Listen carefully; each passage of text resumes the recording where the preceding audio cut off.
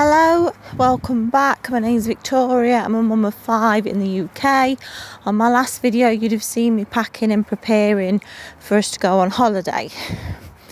Well, on this holiday we went in a taxi. I had to make sure we got everything. The kids got everything they needed in the taxi. I got everything I needed to have the toddler in the taxi.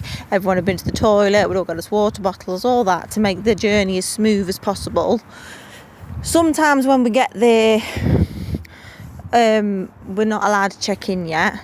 So what we do is we leave our bags with reception and then we'll go get some chips until it is time.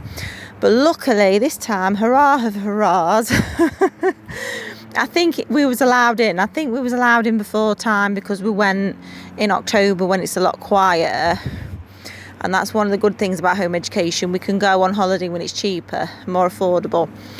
So the first thing I set to doing was sorting the bedrooms out. I always push the double bed in the big bedroom. I always push the double bed next to the single bed, and to make one massive bed so me and my husband can sleep with the baby or the toddler that we've got with us. We've always had a baby or toddler with us the whole time we've been married. And then I'll do the beds. Sometimes I bring my own bed in and sometimes I don't.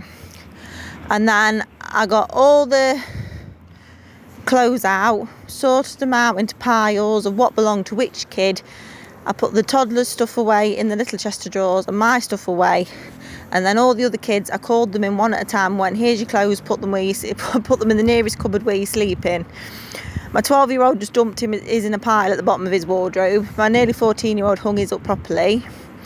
My 8-year-old and 7-year-old put theirs in the chest of drawers in their room. It's lucky I bought some pillowcases because my nearly 14-year-old has to sleep on the sofa bed, which he loves because it means he's got a double bed, but there was no pillowcases, so it's a good job I bought my own. And I got all this done in record time because the kids were helping me. There's been occasions where the kids have been too excited or they're exploring where we're staying or whatever, and I end up doing it all on my own, but they're all helping this time. Got it done in record time. And it just made it a lot easier and a lot smoother start to the holiday. So I think in future I'm going to say, right, help me get in, help me get my jobs done. But when I went in to do the room where the children, not my nearly 14-year-old, but the room where the rest of the children were sleeping, apart from the toddler, I had a bit of trouble doing the bunk beds, you'll see in a minute.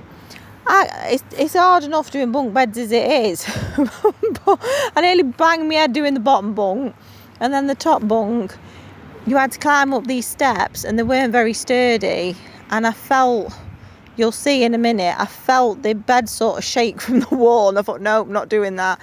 So my nearly 14-year-old had to climb up the ladder because he doesn't weigh as much as me, because I'm a bit of a chubster, and he did the top bunk bedding for me. Which worked out a lot better. Oh dear. Yeah, you'll see in a minute. We're on to bunk beds now, look. The bunk bed we've got at home, my husband, before he was ill, and his brother made it themselves out of wood. And I don't mean plywood, like proper wood. It's a beast. It's really heavy and heavy duty because we knew we needed something like that for our lads, and it's lasted a long time, but you have to be a bit more careful when you're staying somewhere else. And every morning when I've gone in to make that bottom bunk, I've banged my head.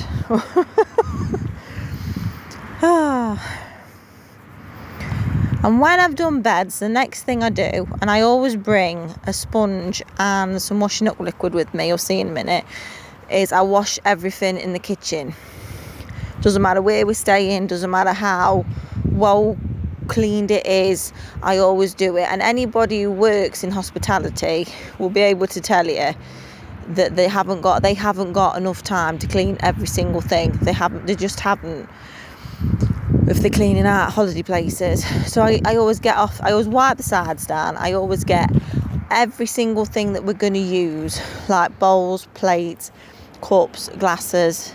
I'll leave things we're not going to use, like wine glasses, and I just wash it all because my children's mouths are going to be on it. I want to make sure it's clean, and it's just You know, at home we have muck, but it's our muck. I don't want to be in somebody else's muck. It's just the way I am. My mum's even worse. My mum brings her own bed in, she brings her own frying pan, she brings her own cup. It's just the way we are, and I don't know if that's because we're travellers or other people are like this. You'll have to tell me if you're like this, but it's just the way we are. So I get all my jobs done. Before I've gone to places and took the cutlery drawer out and it's full of food. Everything was clean this time except there was a coffee cup with some spilt coffee on it still, but I still cleaned it all anyway. And then the next thing to do was wait for the Tesco delivery to come, but we couldn't book a slot that was straight away. So what we did was, after I'd washed up and done all my jobs, I went to Salt's, which is the nearest fish and chip shop to where we're staying, but Salt's is also really, really nice. I cannot tell you how nice Salt's chips are. And I said to kids, who wants to come? And I took the toddler and my 12-year-old came with me, and we went and got some chips. And we had them, and they were really nice. There was loads. You can't always predict what kind of portions you're going to get when you go to a chip shop you've not been to for ages or before. But we had absolutely loads. It was totally worth the money. It was really nice. And then the next thing, of course, was the Tesco delivery. It come, and I had to organise and put it all away.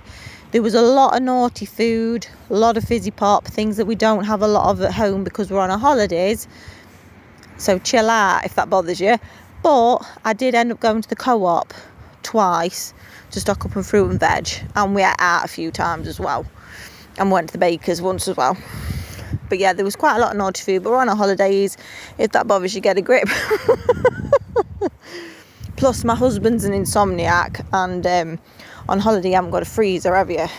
So we needed something really quick he could do himself at like 2 a.m. So a lot of those microwave burgers are his. I wouldn't eat that. And then, of course, a holiday for mum is just being mum in a different place. So I was still doing my jobs. I still had meals to prepare and clothes to sort out, and packed lunches to pack if we've gone somewhere, or floors to sweep, washing up to be done, children to kiss and put to bed at night. I've still had all my jobs to do, and that's been fine because it wouldn't be any kind of holiday without my kids. I'd rather go on holiday with my kids and still have to do all the jobs I've got to do than go on holiday without them. And we have had a wonderful holiday. So at the end of this video, I'm going to put on a few little clips of the holiday, so you can see we've had a really nice time, and I've still done all my mum jobs and had a nice time. So if you like that video, please subscribe. I do home education, homemaking, random shopping hauls, mostly charity shopping hauls, and my large family vlogs are now on Patreon, and I'll link that below. So see you next time. Bye bye.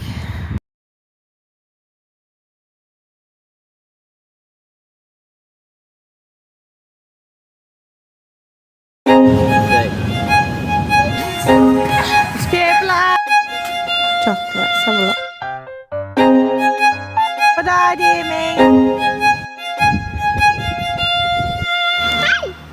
me?